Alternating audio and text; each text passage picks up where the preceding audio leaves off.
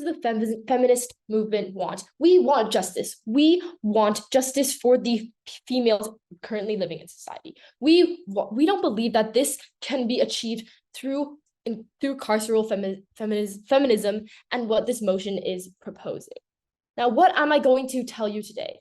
I'm going to start off with a few definitions, go on to my characterization, and then go on to my points. So first of all, what do we see as carceral feminism, or what do we define it as? Carceral feminism addresses gender inequality by heavily relying on the criminal justice system to punish perpetrators of gender-based violence. Now, onto our characterization. They prioritize punishment for gender-based violence, and they are typically very, very dependent on law enforcement and the criminal justice system, in which we do not believe that prioritizing this type of feminism is the right approach for the justice we want to see for women in society. Now, we do not mean disregarding or simply ignoring the importance of addressing gender-based violence and oppression. Rather, we believe that we need to examine and reevaluate the prominence given to punitive and criminal justice-oriented approaches within the feminist movements. Now, here are the main points that we bring to you today. So first of all, systemic issues. Now, systemic issues. Now, this sort of feminist movements, carceral feminism, does not address the underlying issues, systemic issues, that contribute to gender-based violence, such as patriarchy, gender inequality, and social marginalization.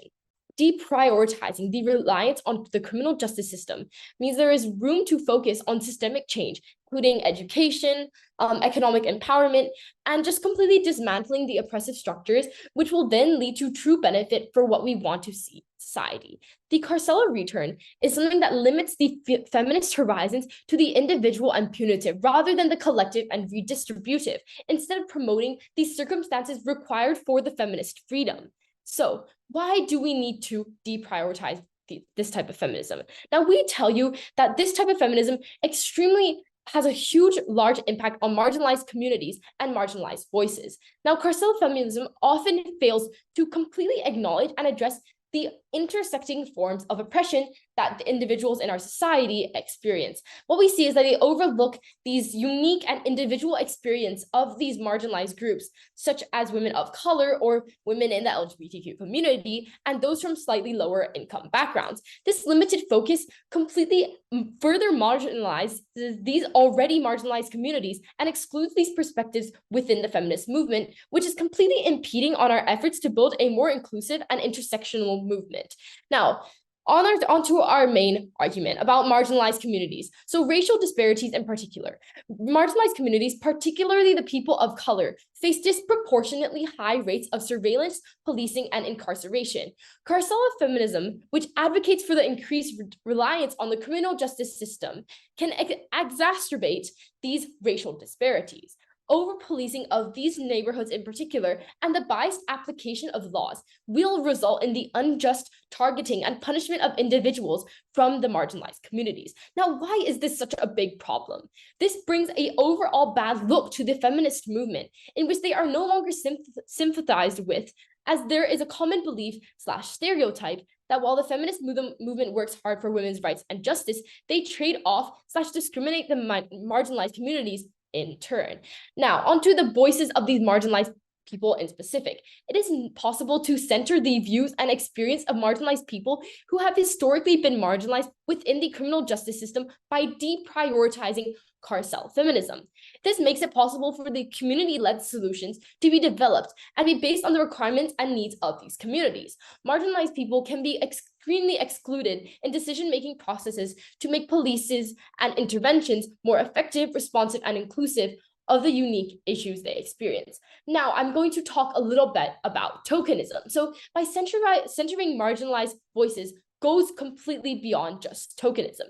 It necessitates actively considering the various viewpoints that these people hold, the various parts of knowledge that these people hold, and the various experience that all of these people have lived. This further engages the members of these marginalized communities into the feminist movement, which will then lead to great outcomes for the movement as a whole. Real participation and influence in decision-making processes are extremely necessary for the genuine inclusion and highlighting of the marginalized voices. Now, how does Carceral feminism not address root causes. Before I go on to this point, I will take a POI if any other teams have any. 3, 2, 1. Okay, no POI. Please note that that was a lack of engagement, Judge. Now, on to our point about it not addressing the root causes. The underlying systematic problems that contribute to gender-based violence in these marginalized areas are frequently not addressed by carceral feminism. Resources can be completely focused towards tackling core problems instead of what carceral feminism is prioritizing: a lack of education, unstable housing, and institutional prejudice by giving less priority to relying on the criminal justice system. Now, how about our all-encompassing strategy? This develops a safe space that discourages the violence and advances the general well-being of socially and economically disadvantaged people. Now, I will move on to our last point about restorative and transformative justice. So by removing the emphasis on carceral feminism, this makes room for alternative strategies, like I said before, like restorative and transformational justice, as well as community-led programs. So instead of emphasizing the punishment, these models place a much higher priority on accountability and community involvement. Such methods acknowledge the significance of addressing the damage done as rebuilding communities. We ensure that the perspectives and demands of these marginalized communities are considered by giving them a voice and sense of agency in the legal system through the feminist movement. Now, I will also be going on to how this encourages accountability. So comparing restorative justice to the traditional punitive methods, it has been found to be way more effective at lowering recidivism rates. So restorative justice interventions can aid in the halting the cycle of reoffending by addressing the root reasons of the harmful behavior, encouraging empathy, and offering support for rehabilitation. By fostering safer neighborhoods and lessening the strain on the criminal justice system, this is advantageous to both individuals and society as a whole, as well as encouraging the feminist movement. So what have I told you today? I've told you how our side properly addresses the root causes, has a much larger impact on marginalized voices, and we are also able to benefit the feminist movement overall. That is why I am so proud. First, Judge, let's give you a definition of feminism. Feminism is a movement that was raised up due to women being treated differently from men. For example, in workplace, women often get lower wages or often harder for them to move up in a level. Now let's actually identify the problem that's in the status quo with women being treated differently. So first of all, what often is being advocated for in feminism is just generalized of ideas, for example, women's strengths and so on. However, the idea of what could actually be changing in society or what is a penalty is vaguely perceived, therefore leading to the focus on people just passing the idea in mind but not really paying attention to it. People often just ignore what actually could be done or what actually is something that needs to be emphasized and changed directly in the society in order to emphasize the importance of these kind of real changes and real penalty happening. Secondly, current penalties for sexual violence imposed are actually many times too strict requirements on the victims, which are women. For example, for rape, women have shown obvious signs of struggling or being hurt. Simply saying no is not considered as a concrete evidence that show a woman is being raped. Second, for example, domestic violence. Records of victims of violent incidents they need to go to the hospital immediately without a doctor to prove that their wants result from domestic violence. They need to have all those kind of evidence that are just indeed too strict for a victim to many times to be actually considered as a victim of these sexual abuses. But this is indeed something that actually is a problem in the status quo. Lastly, people sometimes say that feminism are too extreme. We emphasize that with justification or it is moral to do so through law, that we'll be able to deny that it's oftentimes too extreme, or we'll be able to say that it is actually justifiable for these kind of strict laws to be posted, since law is oftentimes just a sense of justification and also justifiableness. So therefore, with these three big problems in mind, Judge, we'll be able to give you two arguments in today's debate. First of all, what is actually the difference between sexual feminism and other kinds of feminism, and why is actually important? And lastly, what is extremely necessary for this kind of sexual feminism in order to change what is wrong in the law. Now we on to what is actually the difference between sexual feminism and other kinds of feminism. So sexual feminism focuses more on law, on the process of detection and punishment. But this is extremely important in order for us to be able to make the line of punishment more clear for these women, right? We want to actually make there to be like a clear distinction of what is considered as sexual abuses and what is not. Let's make like analysis. First of all, now in the road, if you cross a road with a red line walking through it, it's actually not oftentimes that you will be punished. And this is oftentimes just what happens with feminism in the status quo. Which is that oftentimes these abuses just happen like everyday life. However, it just not being punished. And we believe that we will be able to use sexual feminism, letting them to be able to advocate for the problem of these laws not being strict enough, and how actually detection forces are also not strong enough and needs money and investments in order to improve in. But this is indeed something that's actually very important for the feminism. It's something that's a large part of what is actually lacking in society in nowadays. However, as the other side tell you that sometimes there is like other problems such as education or maybe like other things that actually still need to be emphasized. We believe that in this case, there are indeed other problems that's in the status quo. However, why is the power will be able to prove to you, Judge, why this part is indeed the most important one. Therefore, we should actually prioritize it. So this is because what often leads to results, or even if for example there's problem in the education, what actually needs to change our laws, right? Only if laws restrict something, then it will actually be very strictly like present out, right? Processed out, or it's actually something that will be able to happen. If there's actually no laws for it, it's only something like talking or just like the conversation between people, is that not really leading to actual changes. So therefore, we believe that these kind of laws being able to let it be stricter are indeed the premise of what actually brings to these kind of problems being solved, or instead not just identifying but actually solving the problem at the end. So if there's POI now, then I will take one. Seeing none, okay, I would move on to the second argument, but how it will actually be able to provide like changes in what is wrong in the law in the now case. So in nowadays, many times these laws are just, as I already said, being too strict on what victims actually need to do in order to be considered a victim of these sexual abuses. But in this case, it's actually very suffering for these kind of women that are indeed actually being first of physically abused or physically attacked. These kind of women cannot actually be oftentimes be able to make a big deal of what they are actually going through. And oftentimes they're failing to actually get the compensation that's needed in court. And we believe that in this case, with sexual feminism, which advocates for stricter sentencing laws and harsher punishment for gender-based violence, will be able to better provide the determines for these kind of criminals in the first place, and we'll also be able to let these kind of more criminals be compensated and compensating the victims and be able to punish to the right extent that victims will feel that, oh, they are actually ones that is being acknowledged in society, and they shouldn't actually get all those kind of violence, all those kind of punishment that they are actually previously given. So now we're on to refutation. What the others have first said is about how it will actually be like they're not addressing the root cause, right? It said that sexual feminism are just like only talking about like some of the very small parts, which is like not what oftentimes really leads to the problem of feminism. We believe that what actually is indeed like not lacking in today's society is that people often see this kind of problem happening. For example, women just not getting good enough wages. It's oftentimes just like what most of the people are indeed educated for, right? In schools nowadays, they're already allowed these kind of first of all educational programs, or there are a lot of first of all advertisement, there's a lot of things that's going on social media which make a big deal what is actually happened, what is actually wrong, or what is like actually women is not getting treated well, like the parts that women are like abused in. However, we believe that what's actually a problem is that people are just realizing a problem but actually not solving it. So people are just feeling that there's no punishment that's actually there for them to deterrence them from doing it further. Instead, they just ignore what's actually the problem and just keep on doing it, since that there's nothing that will be at the end bad for them anyways. So therefore, this is actually what caused a problem in the status quo. And sexual feminism will extremely be able to like solve the problem. Second, they said that we will not be it will ignore these kind of marginalized communities, and also for example women in color. So we believe that this is actually not true, right?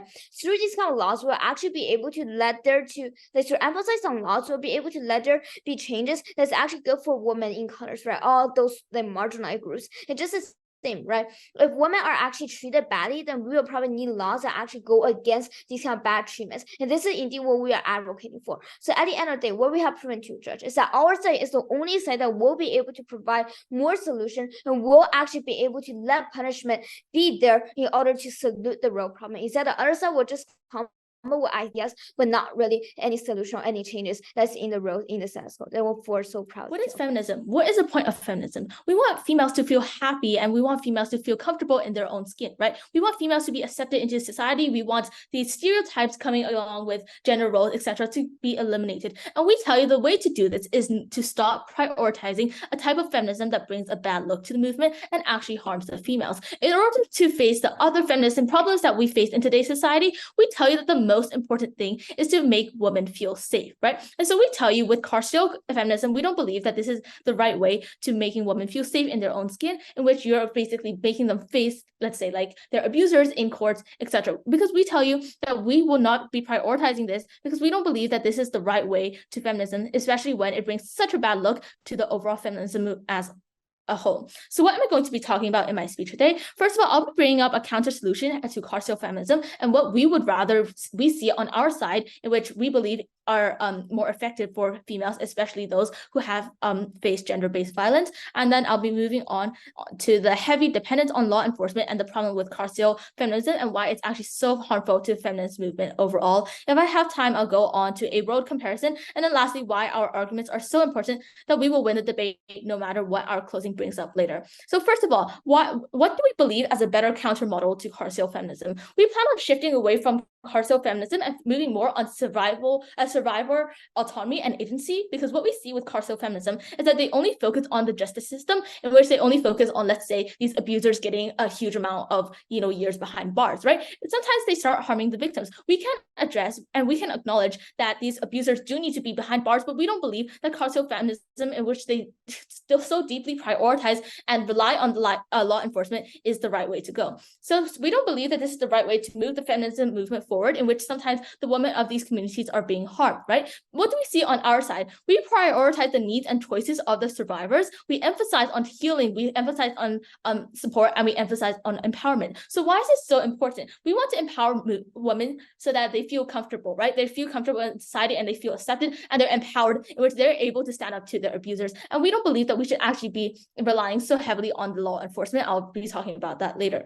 So we take on this survivor-centered approach that recognizes that the justice and healing can be through a range, I'll take you later, through a range of strategies beyond just these punitive measurements, right? So what does this look like? This looks like a restorative justice, community-based interventions, and access to actually comprehensive support services for these victims of gender-based violence, right? So why is this a better alternative to carceral feminism, especially in the cases of gender-based violence? The feminism movement is all about empowering the females and making them feel safe in their own body and in the community, right? What we see with carceral feminism is that when there is a case of, let's say, gender-based violence, they go straight into court, right? They go directly into law enforcement and they're fully and they go straight into, let's say, they want to go legal, right? They want this abuser behind bars. And we tell you that essentially throughout this process, they don't actually recognize and they don't actually, they don't recognize what the woman will be going through, right? Because we want women to actually feel safe. And sometimes when you just go directly into law, you don't actually recognize what this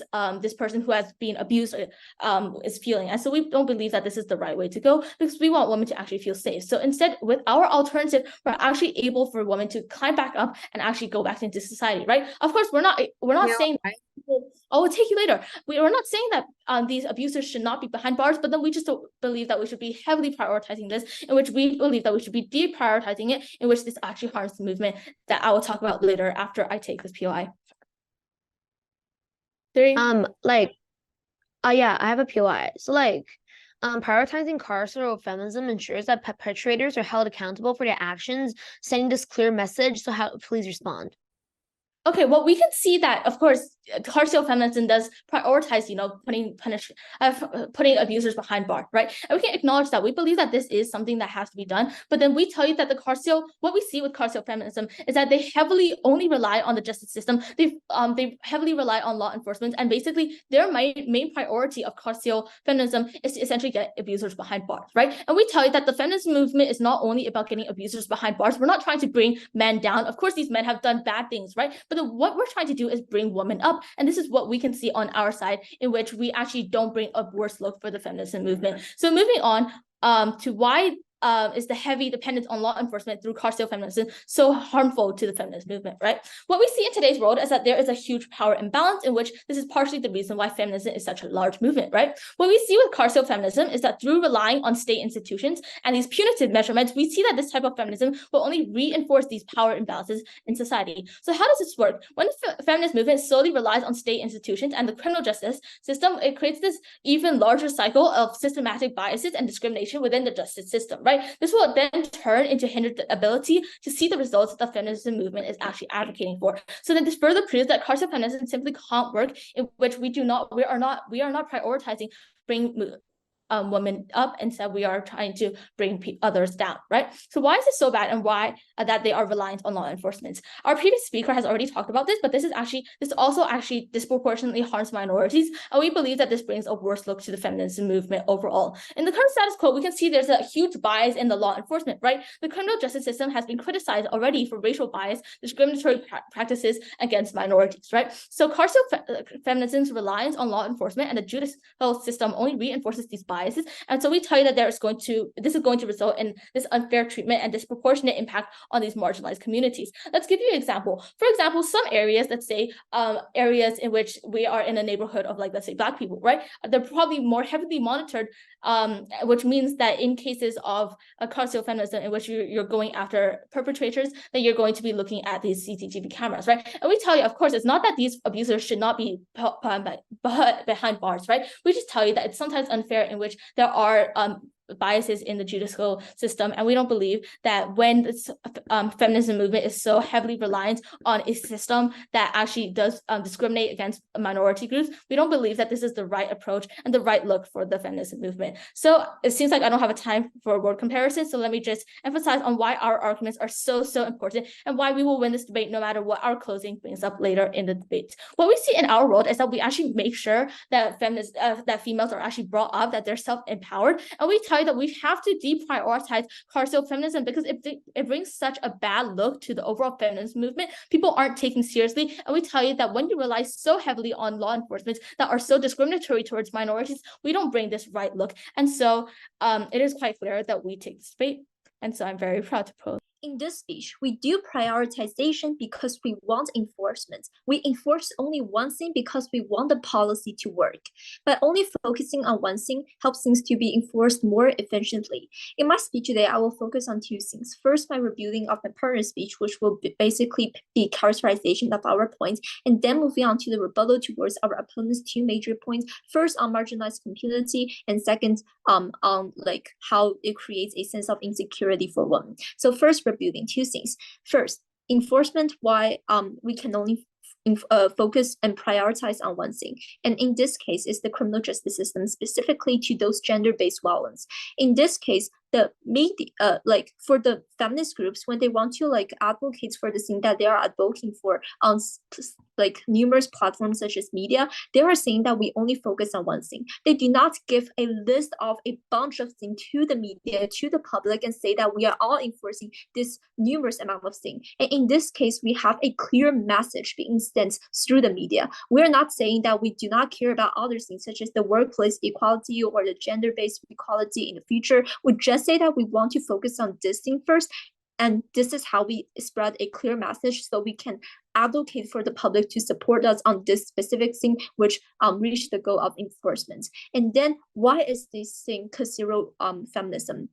Because other feminist policies are too weak. To give an example, the workplace laws. Also, we require some companies to contain a certain number of women at least, and to give women the same salary with men. In many private companies, they do not hire a lot of women. Even if some companies have hired a certain number of women that meet the requirements of the percentage of women, they still do not give these women higher positions. When women like publicly say that, oh, why don't you give me enough salary? Why don't you treat me equally? The boss or the employers will argue that we meet the minimum wage requirements. Women are paid less because you will be pregnant in the future, or you don't have time to complete as much as projects as men, or your quality of the work is lower than men. This means that the boss and employers on this vague policy get a really big gray zone for them to find excuses, for them to argue over the policies. And that is why the feminist movement on these aspects, such is the workplace aspect,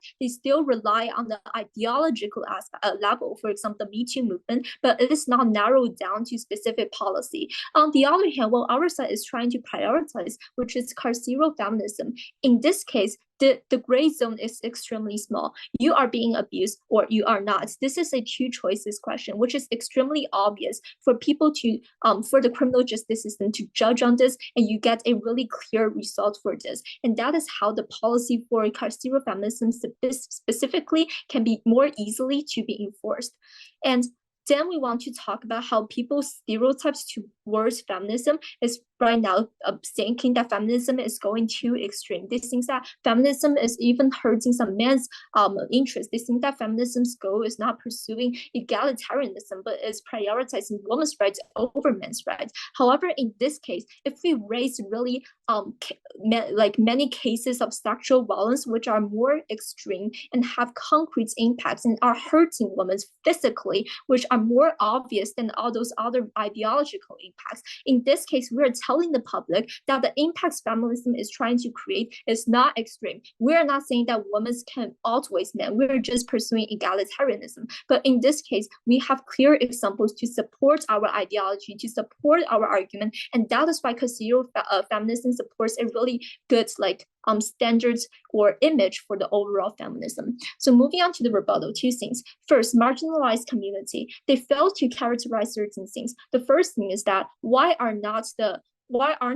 marginalized communities impacted by sexual violence? In this, when there are both minorities and women, we believe that they will face more discrimination. Therefore, in order to reach enforcement, we propose to focus on one thing first. And for those marginalized communities, we believe that their demand for solving this sexual-based violence will only be higher than the general woman. And the second thing is that how to prioritize assisting marginalized communities. The world that they propose or the alternative that they give is to support the communities as a whole, but the scope is so broad. They want to focus on so many things, including education, economy. What are your mechanisms? What are your alternatives? You do not depict what exactly you want to say. And that is how education is a so broad concept. You need to focus on so many things, including the facilities, the teachers, the students, the recruitment of faculty member, so many things here. And this suggests that first, enforcement on their side is hard. And second, it violates nature of feminism, because feminism is the protection of all women. It's not the protection of marginalized women. You have to have a clear opinion about this. And finally, why cannot there be other alternative for marginalized community? They can both join the feminism movement, and also for those marginalized women, they cannot also join, for example, Black Lives Matter at the same time. They can have address their identity as being colors in the Black Lives movement and address their identity of being women in the feminism movement. So we don't understand why they have to address everything in the single feminism movement. And then their point talking about how carceral feminism doesn't give women a sense of security. However, sexual violence is what makes women feel insecure. Going to the criminal justice system, going to the court directly is not creating a sense of insecurity. In our opponent's role, they ask the women to, for example, return home, and if they're encountering an incident of domestic violence, when they return home, they will see the criminal, their husband, who just violates their rights, who abuses them. And this is what our opponents call secure. They're just decreasing the cases of women going to the criminal justice system. But this is indeed a showcase of people's distrust in criminal justice system. Justice system is not a scary thing. It's supposed to give you equality. It's supposed to give you justice. And in this case, the gray zone is extremely small. The criminals who offend you will get punished. And therefore, we believe that criminal justice system is a really objective and right now the best solution for those who are facing sexual violence. And the way that we have to make this policy stricter is mentioned by my partner, which is that policies like rape and this kind of thing, you have to provide so strict evidence. This is oppressing the woman. This is creating pressures and burdens on the women who are the victims that we need to protect in this road. And that is why we are so proud to stand on side opposition. This debate is about flexible changes to structurally overhaul the system of patriarchy. False hopes that lack legitimate support should be immediately crossed out of this debate. We want to offer women a safe environment to live, strive, and defend themselves, rather than providing them with hollow expectations and unjustified security. Second, we believe the government bench must deny the justification and success of overhauling the CJS system beyond basically just mitigating their impact. You can't assert that people will not recognize the harm of domestic violence. That's what neither house from the opening bench regard the chance of failure and why it's problematic. OG told you that yeah, we can bring the comparative onto the debate and that we shouldn't rely on CJS. It's unclear why a system that may sentence criminals definitely fails. That's where CG comes in and takes this debate by proving why it would definitely fail and why that's extremely problematic and forms a vicious cycle. So first of all, I'm going to directly engage with OG and O's claims. I'm going to summarize that and refute that and talk about the problems inside that. And second, I'm also going to provide some extensions that is able to structurize this debate. OG talks about there's no systemic change in the motion. Realize how this is feminism and CJS debate, which means that their impact on undermining marginalized groups is uncomparable to the benefits opposition talk about if they cannot prove why this movement definitely fails in the first place in opposition's model, and weighed over the potential changes in CJS. It's also unclear why different movements for different ethnicities cannot exist at the same time. I believe that the lack analysis and O talk about the only thing that O talk about is what this change in CJS actually leads to, right? They disregard the potential of failure because they cannot prove how the legislators and the judges will both actually accept this in the first place. That's why you are actually condemning millions of women into intense domestic violence and poverty furthermore. We consider that illegitimate. But moving on, why it's definitely going to fail, we're going to prove it in our arguments. First of all, we believe that this movement is definitely unlikely to succeed in their model because it's not publicly accessible. CJS is largely centered around judges and the male population. However, they're not. However, legislators are not able to actually control whether you're able to edit a law. Even if you pressurize legislators through media and through social movements, judges will base decisions on traditions whatsoever, which means that under this scenario where you significantly record proportionality in law, the system is unlikely to change whatsoever, i.e., laws are not going to be imposed, men are not going to be sentenced towards their deaths, since laws against violence and rape is already pretty stringent. Insofar, we've proven that there's no legislative change. Let's look at what radicalizing the feminist movement actually leads to, right? So second, we believe that it will be counterproductive. Unfortunately, you incentivize criminals who commit gender-based crimes to make it even worse. First of all, it's really hard to collect violence in the first place of crimes like domestic violence and rape crime. The tipping point here is that opposition aggravates this huge incentive. That's why even if you achieve legislative change, there's no deterrence effects due to several structural reasons. So let's put an example here. A man committed a rape crime. Now this law comes and say, you're going to be executed anyway. Why? I'll take that later. Realize that in the first place, men know that they will already be punished to a severe extent. They may be fined and then be put into jail to several decades of years. You acknowledge that you're going to be punished anyway, but now you know that you're going to be killed. So under this bad incentive that always produces that is symmetric under both roles, what actually changes that is uniquely bad in their model is that these men are actually going to commit more severe crimes. That's why when you originally rape women and you're going to be sent to jail, now you're going to be killed whatsoever. You may actually kill them and leave no evidence so that you believe that you're able to run away from this crime. So that's where this extreme punishment obviously exceeds normal punishment that is not justified and lead to worse outcomes. But what will actually exist in the long term? Before that, I will take a POI from closing. So like you talk about going to jail and finding these men. What do you like? Do you realize that is still a part of the criminal justice system? And CJS doesn't mean that these people just get killed. So please explain. Okay, the scene I'm trying to talk about here is that originally these laws are set by these judges, and you're actually able to punish them to a certain legitimate extent. Right now, as the men, you're going to be punished whatsoever. Your incentives do not change, but you have faced more severe punishment. So instead, you may choose to commit more severe crimes, and this also may trigger social conflicts. That's the third point that we're going to talk about. So that is when you actually lose support from legitimate sources.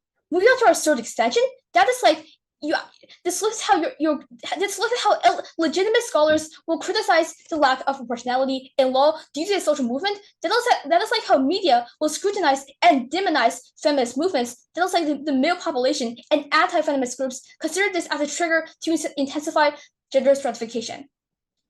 The impact of this is that therefore politicians are afraid to make feminism an electoral issue anymore due to the immense media pressure and huge political backlash. Parties behind you as a politician are unlikely to purchase expensive bureaucracies to advocate for this feminist propaganda anymore. So you can access less societal aid. You are unlikely to mobilize social resources as women. Notice how OG manifests the benefits of marginalized groups. While we directly engage with this motion, we say that women are going to lose tangible benefits on our side, and we're the only house that actually makes a really clear characterization why this exists, why this movement is going to fail, and why it's increasingly problematic, rather than basically putting out an alternative.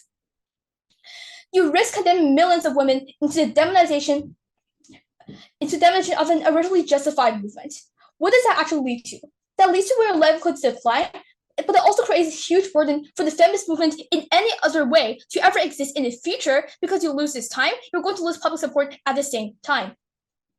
This also creates higher a threshold to edit laws in CJS that I believe the opposition bench is always talking about, because you lose any public support, but it's also incredibly problematic in politics because politicians with the good background is also the social resources that they're able to mobilize are less likely to be incentivized to support the feminist movement, which means that you're losing legitimate support by using this violent type of method in order to so-called fight against patriarchy.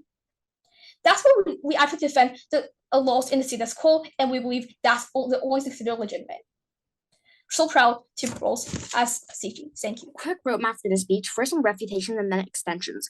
First, at opening government, they talked about marginalized groups. First, we doubt whether or not the marginalized groups are really punished more severely than other people. Furthermore, we question that the actual degree which this is true. Furthermore, we say that all perpetrators deserve to be punished.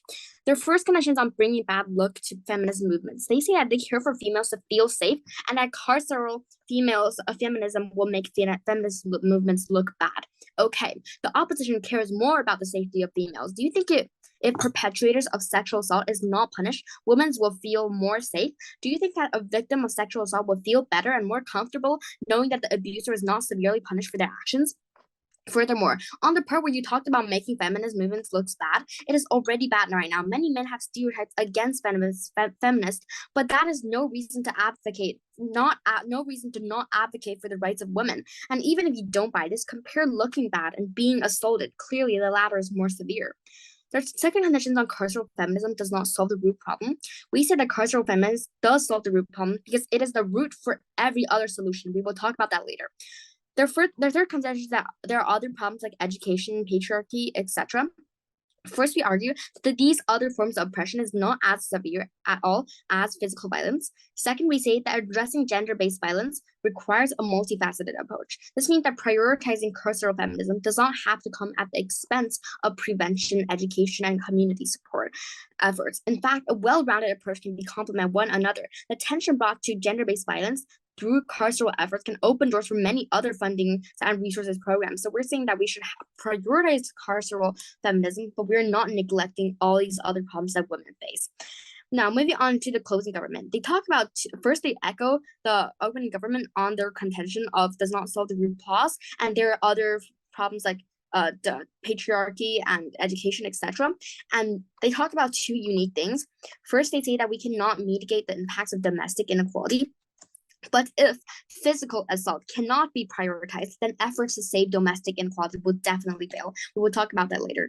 Second, they say that perpetrators are already able to be punished for perpetrators right now. This is simply untrue. Even the opening government and closing government themselves agree that patriarchy and inequality towards women exist in the criminal justice system and is a really important problem. This means that the criminal justice system is already biased towards men, and they're controlled by men, and they're biased against women right now, and that only carceral feminists can solve this. On to extensions. The opening opposition tells you how carceral feminism is good, but they never explain to you why it is the most important. Our argument is that carceral feminism is the basis for any other root change. The government keeps telling you that other alternatives are better, and they keep saying that well, we should solve the root cause. However, without carceral feminism, you can't even solve the root cause of any other problem. The most important and severe form of abuse that women can go through is physical violence and abuse. If in the government world, the law thinks it is okay for women to be physically abused, then why would it change other things to respect women? Without carceral feminism, no other change will exist. Furthermore, the opening opposition never tells you how carceral feminism achieves what they can say. We are going to explain the mechanism. The problem with the status quo is that there is injustice in court because the problem of patriarchy means that men have more power in courts and they can easily buy off judges. We say that only carceral feminism, which enforces the criminal justice system, can ensure that women are treated fairly in the court. POI. Now, let's compare. Yes, what's your POI? You talk a lot about stereotypes, but don't you think that carceral feminism is only feeding into these stereotypes in which women are always the victim? Well, we say no, because that is simply the truth, right? It is not the stereotype that women are facing sexual assaults right now. Even your side agrees to that, right? We can't deny that the problem of sexual assault exists. And we are not saying on our side that females are always the victims. We just tell you that in the cases where females are assaulted, we have to advocate for women's rights and we have to punish the perpetrators. Okay, so moving on to comparing the worlds, what will it look like in the government world? In the government world, they try to solve educational problems and workplace opportunities, but since the society recognizes that even the law thinks it's okay for women to be sexually assaulted, which is the most severe abuse that can happen to women, people with stereotypes won't even care about other stereotypes, education, etc. Therefore, these vague efforts to improve women's rights will fail. What will it look like in the opposition world? There are several things. First, on criminal justice system, the system right now is unequal and biased against women. We say that carceral feminism can solve this problem by providing more punishment to perpetrators and solve the problem of patriarchy and inequality. Second is on victims. We can advocate for the rights of victims. We can make victims feel more safe and more comfortable in this world by letting them know that we are actually punishing the perpetrators who have done sexual assault on them. We say that if women experience sexual violence, then they would definitely be afraid of being sexually assaulted again. And if we know that the people are actually punished and not just let them go, then this will definitely make these victims feel better. The next is on the next stakeholder is on the society. We believe that there will be less sexual assault in the society if carceral feminism happens, because if people believe that there will be more severe punishments for sexual assaults, then there will be less possibility and less incentive for people to actually commit these crimes, and this will decrease the probability of these crimes.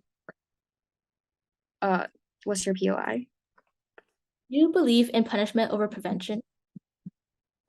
Well, we're not saying punishment over prevention. We're saying that punishment leads to prevention, right? And without punishment, there will be no prevention and no other strategies. We just talked about this. If people don't think that physical abuse should be solved, then they can't solve any other problem, right? And when we punish people, that leads to more severe consequences, that leads to prevention. So which means that we're not prioritizing punishment over prevention. We're saying that punishment leads to prevention. And for these reasons, Bob, we strongly oppose. Thank you. Notice, Judge, that in today's world, it is not a world that has absolutely no punishment for these sexual abuses, but rather punishments that are not as less severe as what the opposition is arguing for. So today, the opposition cannot simply win by stating that we need to have these punishments in order to ensure protection. What they need to prove in today's debate is why we need significant and harsh punishments to be able to achieve the best results. Today, in our debate, we proved why this is infeasible and why this can have huge backlashes on the feminist movement. In this speech, we are going to weigh house by house and why today closing government should win today's debate. The order that we are going to weigh the houses is first on closing opposition, second on opening opposition, and lastly why we will win over the opening government or our upper house. So for closing government, they talked about a few points. The first point that they talked about is that women would not feel safe if the people that attack them are not punished, and they will feel more unsafe if these people are not punished in a severe way. But first of all, Judge, we told you that these people are already punished. They're already punished for their action. Yes, I accept it. don't you think there are many instances where there's unfair treatment towards female and the perpetrators are not punished? Well, think about why that is so. The perpetrators are not punished, not because the punishment is not severe enough. Even if we make this punishment super severe, these people can still get off and not be punished. The real reason that they are not punished, as our opponent stated, leads to our second point. We talked about how it's super hard to catch these people, to catch these criminals, to actually have them punished. For example, there's little evidence left behind that these female victims, have actually been harmed by these male. For example, in domestic violence, the husband, the male, can just coerce the female from not telling the court or the CGS about the problem, about that they're directly harmed. Yes, I accept it. Do you admit that because these men, they know that this can happen and there will be no consequences? So like can you provide any counter mechanism to actually solve this problem other than like doing like carceral feminism? That's right. We're going to do that later in the speech. And also, we point out that these male are already aware that they have punishment, but they still do this, which is directly a problem that we have already seen towards our opponent's case. Okay, so that is so much for the closing opposition. Now we're going to move up to the opening opposition. They talked about how with these mechanisms, we can provide a good deterrence for these people that are attacking the female. However, Judge, we already proved in our first speech that these men are quite aware of what they are doing. They are committing this crime, well aware that they are going to get punishment after they do commit this crime, but they still commit this crime because they want to. They have not received good education, in fact, that tells them the harm or the things that they would do. Females. No, I do not accept it anymore. To the females, even if they do this to them, but they are well aware of punishment, but they still do this. This is a big problem in the society. But second, Judge, even if you don't buy this, we also told you in our first speech, unique from our upper house, that if this punishment is enforced, these consequences on the female victims would actually aggravate. This is because when these male attackers get the same punishments, for example, the example we raised was raping people and killing people, they would rather choose to kill somebody instead of just hurting them through sexually hurting them, but rather not killing their lives. There's few benefits and more incentives for the men to do this. The first thing is because killing somebody would mean that it can easier to hide the evidence that they have been sexually abusing them. They can easily sexually abuse the women and then kill them off. They're directly hiding up their evidence and having even a less opportunity to be caught. The second incentive for these men would be, even if they get the same punishment either way, why don't they just go one step further and do so that can actually lessen their chance from being caught? These two incentives added together would aggravate these men, these attackers, these incentive for actually doing more harm to the women victims. So if our opponent's essential goal is trying to make these women feel safe, protect these victims, their goal is not to try to aggravate the punishment on men. So, as our opponents have stated, what are we essentially going to do? So now we're going to move to weighing over our upper house, the opening government. The first thing that we talked about is trying to give these women education of how to protect themselves and have more people support them. Okay, even if our upper house also stated this, we provide you a mechanism why this is the only way that would work. Our upper house stated that we can use this way, leaving them quite open to attack from the opposition, that we can integrate these carceral punishment as well as their educational ways. But we are going to tell you why this is the only way. Because if these feminist movement just try to push the punishment super far, they would get looked down upon by this whole society. Many scholars and politicians would see them trying to push the bar too far and trying to see these women as too aggressive to these men. So they won't get supported on the society, but rather perhaps looked down upon. The real reason is that these women will slowly push their feminist lines little by little, so they can, for example, go better on the society. They will get more supporters to get, for example, their wages higher in their vocation field, or also the government can provide these women, when feminist groups can argue for the right to have the education to learn how to protect against these sexual abuse. So this is the real way that we are going to solve this problem, not by trying to put on more severe severe punishments. With the severe punishment, these men would still do this whatsoever, because today's world already proves these men doesn't even care about this punishment. They would do this either way. So what we're going to do is trying to have the whole women appear better onto the society so they can protect themselves. Moreover, we also proved you and took our opponents to the best extent why their way is not going to work, as we have already stated from rebutting the two opposition houses. Our upper house only stated that about the bias in the CGS system, but we already took our opponents to their best case scenario that stating even this worse, these men can still get off, and there's no way to really provide a deterrence. Today, our upper house were not able to provide us with sufficient mechanism, sufficient engagement with the opposition. So this is why we should win today's debate. Honorable judges, today I, as the opposition whip, I proudly oppose this motion. In the speech, I shall weigh this debate, talk about the clashes and weigh the impacts, and explain to you why we believe that the closing opposition has won and outweighed the other three teams. First of all, talking about the clashes, I believe that one of the main clashes is talking about like addressing to the root causes. We believe that the con side, specifically to the closing opposition, is one, because the pro side judge basically talked about not addressing the root causes and how like it doesn't do any effect, and then like the closing proposition also told you about like not addressing the root causes, and they told you how like there's going to be no legislative change and no deterrence effect, etc., etc. Judge, we these this argumentation doesn't stand, because like in our account side we have to be able to tell you that actually in this status quo, the thing that we should really consider is that the CGS right now is biased in the status quo. Therefore, carceral feminism is a better mechanism for you to take in, because this can actually reach the thing that women will feel more safe and feel comfortable in this world. This is a goal that every team within this is the goal that every team within this debate should actually wish to achieve. And this is something that the closing opposition has achieved, because we have thought about how women will be afraid and feel safer and create security. Also, we have told you about punishment leading to prevention, etc. This thing wholly outweighs the government bench. Therefore, Judge, you can see that a con side has won this clash. Judge, another clash is talking about like basically the benefits and harm to women. So, Judge, we believe that we as a closing opposition have successfully proved to how actually if you take and implement carceral feminism within this way and take this mechanism, this will actually work the best. And however, on the pro side, their counter mechanism talked about within the government whip about letting women appear better in society actually doesn't work, because this counter mechanism is like so hard to actually achieve.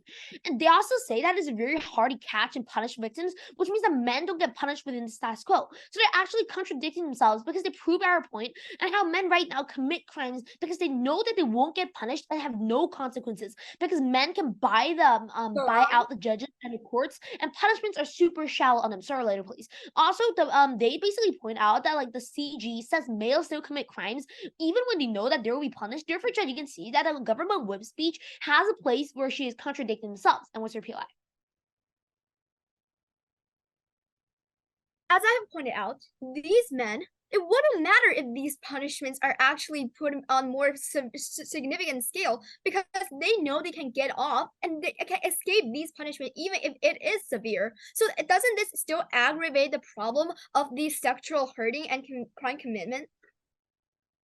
Judge, admittedly, this is something within the status quo, but what we're telling you is that the government side, they provide you with a vague counter mechanism. Also, they're not implementing carceral feminism. Therefore, they're just gonna throw away this feminist basically raping within society. So like they're not going to care for it. But we as a con side is actually trying to prevent these kind of sexual assault from happening within the future. So we're actually trying to do this. However, the government bench is not even trying, basically just putting it down and providing you with a vague counter mechanism that won't even work, as I've explained in my speech.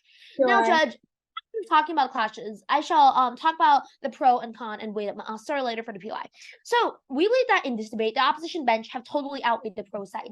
In a Prime Minister's speech, she talked with you, a judge. She gave you basically like arguments and argumentation on how, firstly, huge impact of marginalized groups. Secondly, not addressing the root causes, and thirdly, providing a counter mechanism of restorative justice, making room for alternative justice and more effective than punitive measures, etc.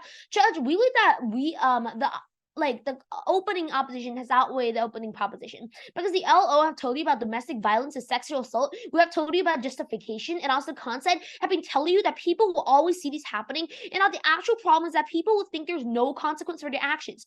This is something that a prime minister and the opening proposition and both the closing opposition have not been able to refute, because actually in the status quo, because men, they know that they have the power, they have the economy, they have the money to actually buy through the court and buy to the judge. This is something that enables these men to know that there will be no consequences. They can use their money, they can use their friends and relationships to actually get them out of there and get no consequences. This is something that we should care about and can be solved hugely using carceral punishment, carceral feminism, because in a pro-size world, restorative justice won't work, because these men, they know that they won't have any like consequences at the end. The restorative justice won't work. In a CG speech, they talk about making women look better in a society. This won't work because it's going to be really, really hard to achieve this. However, carceral feminism is something that can be easily achieved and is most effective to actually implement into this situation. This can effectively solve the situation within the status quo of a lot of sexual assault, and basically within this debate that men think they have no consequences at all. This is something that empowers these actions of men. They know their actions, they know the consequences, but they know that they have the money, they know that they can actually solve this consequence and let them get out of it without any punishment at all.